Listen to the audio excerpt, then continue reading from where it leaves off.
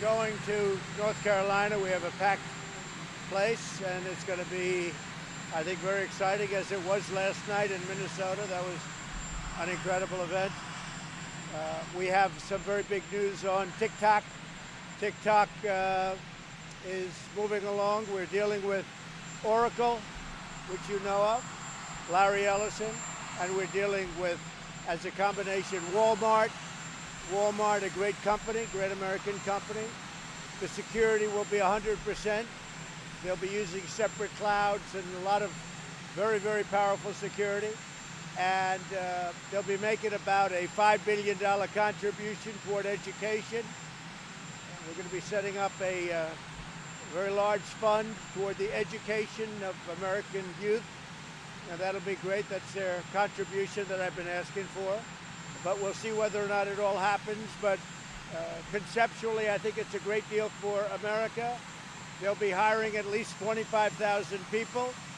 It'll most likely be incorporated in Texas. It'll be a brand new company. It will have nothing to do with any outside land, any outside country. It will have nothing to do with China. It'll be totally secure. That'll be part of the deal, and that will be both Oracle, as you know, and Walmart. And I think it's going to be a fantastic deal. The technology is superior to anything in the world, and we like that. And again, a lot of jobs, a lot of money for our country. Billions of dollars of taxes will be paid every year, and hundreds of millions of users, and they'll be happy. So everybody will be happy. It's a severance. It'll continue to be named TikTok, as it was all along, and that's it. That's it. So I can say that I have given the deal my blessing. If they get it done, that's great. If they don't, that's okay too. But it's a great deal for America, and very interesting. Do you approve the deal? I approve the deal in concept, yes. Do you want to see a nominee on your Supreme Court choice before the election? Well, we'll see what happens. We'll be talking to people soon. We have great respect for the process. This has happened numerous times, and every time there was a nominee, as you know. There's been many occasions where, frankly, it turned out to be during a presidential year. I think I heard 28, but whatever it may be. But in all cases, they went forward. But we want to respect the process, and the process will move. I think it's going to move very quickly, actually. I agree with the statement put out by Mitch McConnell. I agree with it actually 100%. I put out a very similar statement, you saw. So I think we're going to start the process extremely soon, and we'll have a nominee very soon. Say it? Well, they're going to report the full scope of the deal very soon, very soon. But it'll be totally controlled by Oracle and Walmart. All of the control is Walmart and Oracle, two great American companies.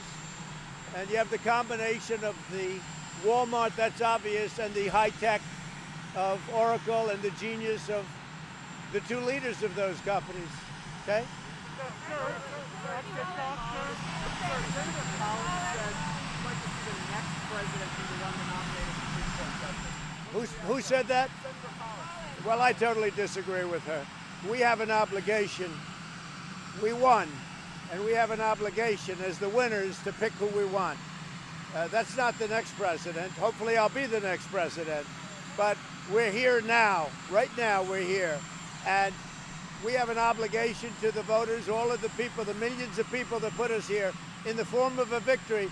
We have an obligation to them, to all of those voters. And it's a very simple thing. So I would disagree. If that's what she said, that's not the way I read it. I read it differently. But if that's what she said, I totally disagree. Now, how many people are on your short list? Do you have a short list? I do. I have a short list. I've had a short list for a while. We added a number of people onto the list, the previous list. We have about 45 altogether.